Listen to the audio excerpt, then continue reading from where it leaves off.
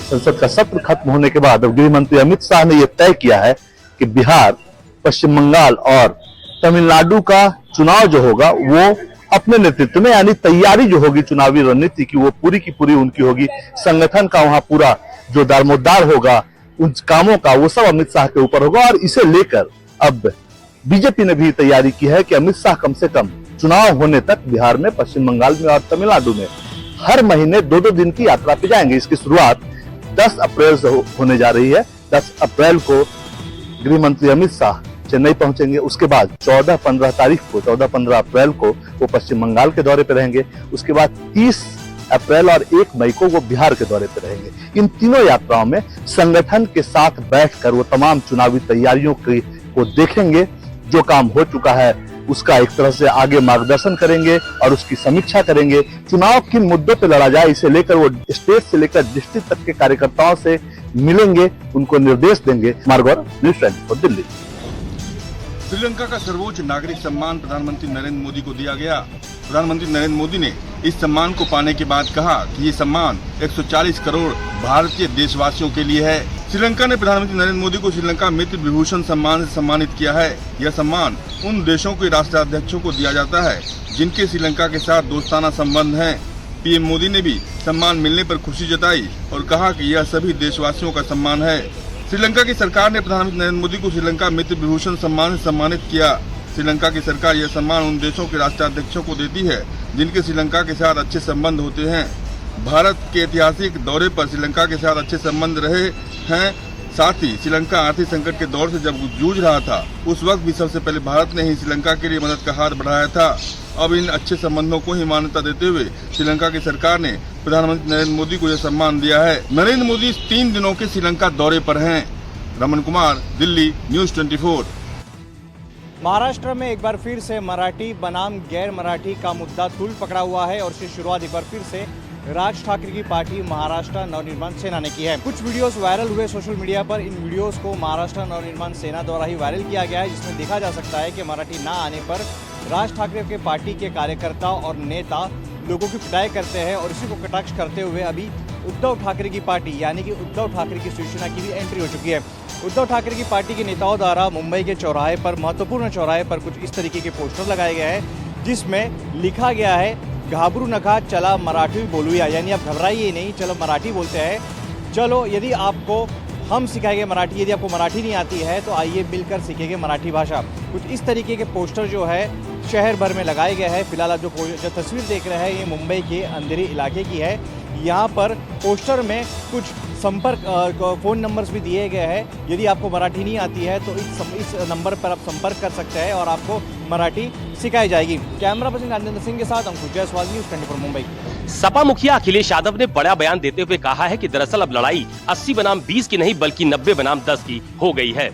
अखिलेश यादव ने कहा कि जिन्होंने जीरो टॉलरेंस का नारा दिया था अब वो नारा ही जीरो हो गया है, क्योंकि आज यूपी में पुलिस फिरौती के लिए अपहरण कर रही है, पुलिस पर ही छापा मार रही है। आखिर अब कहाँ है जीरो टॉलरेंस? अखिलेश ने ये भी कहा कि बीजेपी के लोग बीजेपी से ही नाराज हैं और बीजेपी में बंटवारे का झगड़ा चल रहा है। अखिलेश ने ये भी कहा कि अब बीजेपी बताए कि आखिर मैं किस में हूँ, 80 में या 20 में, क्योंकि आधी आबादी और पीडीए परिवार मिला तो 90 होता है। अब बीजेपी का वोट बैंक खिसक गया है। यही नहीं, अखिलेश यादव ने ये भी कहा है कि सबसे बड़ी भूमाफिया पार्टी बीजेपी है और अगर गोरखपुर, अयोध्या और लखनऊ की जांच कर ली जाए तो सच सबके सामने आ जाएगा।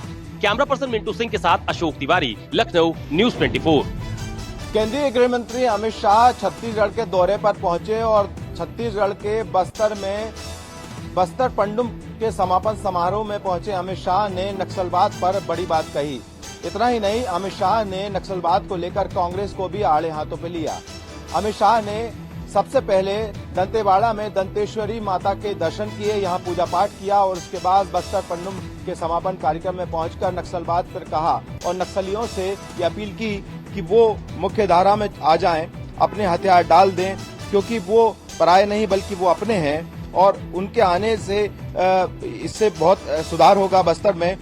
और साथ ही अमित शाह ने ये भी कहा कि नक्सलियों के मारे जाने पर किसी को खुशी नहीं होती। अमित शाह ने नक्सलवाद पर कांग्रेस पर भी निशाना साधते हुए कहा कि मैं पहले भी यहाँ नक्सलवाद की सफाई करने के लिए आया था, लेकिन यहाँ के मुख्यमंत्री हमें रोक लिया करते थे।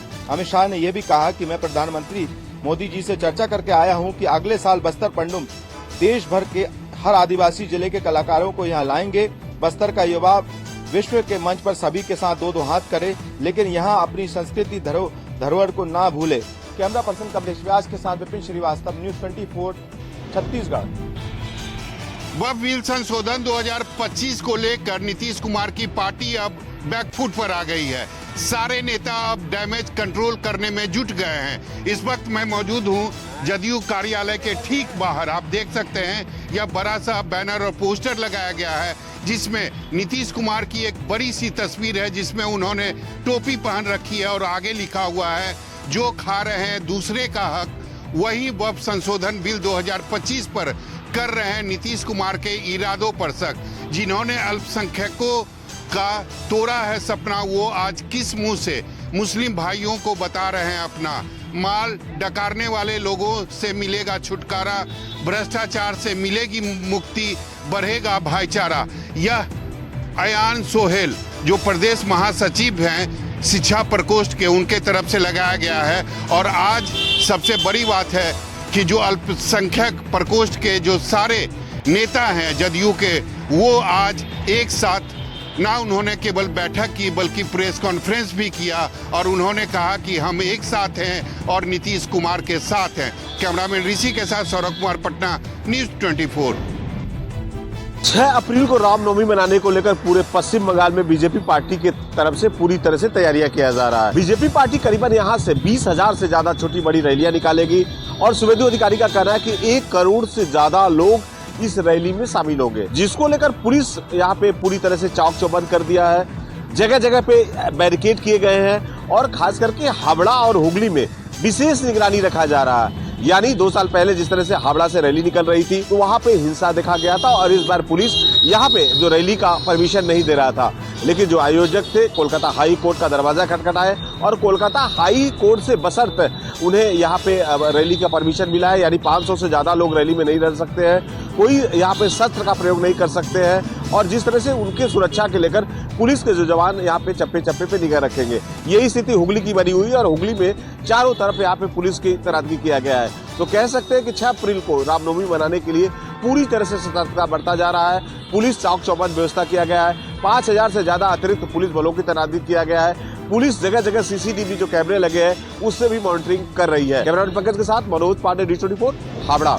एक तरफ पंजाब सरकार ने नशों के खिलाफ युद्ध का ऐलान किया हुआ है और बड़े बड़े जो स्मगलर हैं वो अपने गांव और शहर छोड़कर भागते हुए दिखाई दे रहे हैं, तो दूसरी ओर पंजाब के गवर्नर भी ग्राउंड जीरो पर उतर चुके हैं और गुलाब चंद कटारिया ने 3 तारीख से लेके 8 अप्रैल तक भारत और पाकिस्तान की सीमा पर पड़ने वाले एरिया खासतौर पर गुरदासपुर और अमृतसर में पैदल यात्रा शुरू की हुई है और ये यात्रा लगातार ही गुरदासपुर से होते हुए अमृतसर जिले में प्रवेश कर चुकी है और लोगों का एक बड़ा हजूम इस यात्रा को समर्थन देता हुआ दिखाई भी दे रहा है। और वहीं पर जो स्वयंसेवी संगठन है वो भी इस यात्रा में बढ़ चढ़कर भाग भी ले रहे हैं और जो लोग हैं खासतौर पर ड्रग्स के बारे में जो सूचनाएं हैं वो कहीं ना कहीं जो सुरक्षा एजेंसियों के साथ साझी करते हुए भी दिखाई दे रहे हैं। और वहीं पर गुलाब चंद कटारिया की ये यात्रा 8 तारीख को अमृतसर में जाकर इसका समापन हो जाएगा। कैमरामैन गंभीर सिंह राणा के साथ विशाल इंग्लिश, न्यूज 24 चंडीगढ़।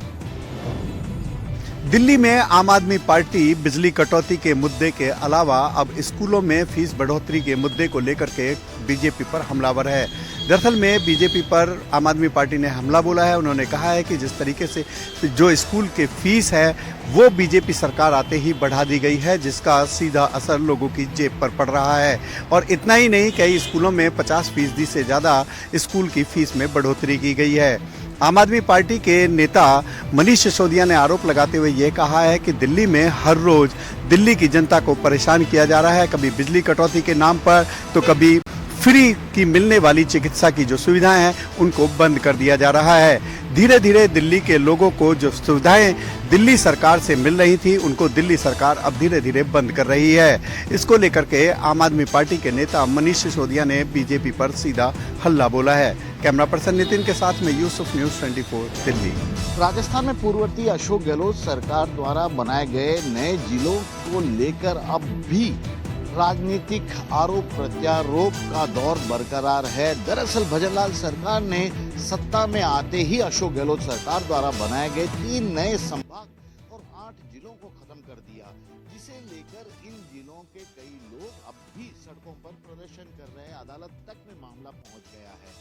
ऐसे में राजस्थान कांग्रेस ने एआईसीसी से एक ऐसी सूची जारी करवा दी है जिसके बाद इस मामले को एक बार फिर से हवा मिलनी शुरू हो गई है। दरअसल एआईसीसी को राजस्थान कांग्रेस की तरफ से एक सूची भेजी गई जिसमें 50 नए जिलों के हिसाब से जिला अध्यक्ष और प्रभारियों के गठन की मांग की गई थी, जिसे एआईसीसी की ओर से मान लिया गया और अब राजस्थान में कांग्रेस पार्टी के 50 जिला अध्यक्ष होंगे और उसी के आधार पर संगठनात्मक गतिविधियां भी आगे जारी रहेगी। श्रीवत्सन, जयपुर, न्यूज़ 24।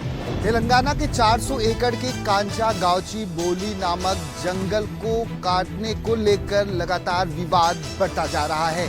ऐसे में भाजपा के नेता जो कि दिल्ली के रहने वाले हैं तेजेंद्र सिंह बग्गा ने राहुल गांधी को लेकर एक पोस्टर पूरे दिल्ली में लगाया हुआ है जिसमें एक हिरन रोते हुए दिखाई पड़ रहा है और राहुल गांधी से अपील की है तेजेंद्र सिंह बग्गा ने कि इन जंगलों को काटने से रोका जाए। आपको बताएं कि कांचा गावची बोली 400 एकड़ में जंगल फैला हुआ है और तिरंगा सरकार के द्वारा लगातार इसकी कटाई की जा रही थी, जहां पर इसी से सटे हुए विश्वविद्यालय के तमाम छात्रों ने इसको लेकर विरोध भी दर्ज कराया था।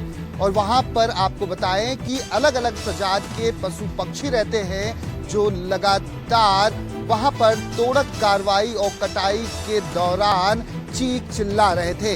ऐसे में मामला सुप्रीम कोर्ट में गया और रजिस्ट्रार को यह आदेश दिया गया है कि वहां पर जाकर इस पूरे मामले की जांच करे और तब तक रोक जंगल की कटाई पर लगाई गई है। कैमरामैन कालीकांत झा के साथ दीपक दुबे, न्यूज़ 24, दिल्ली।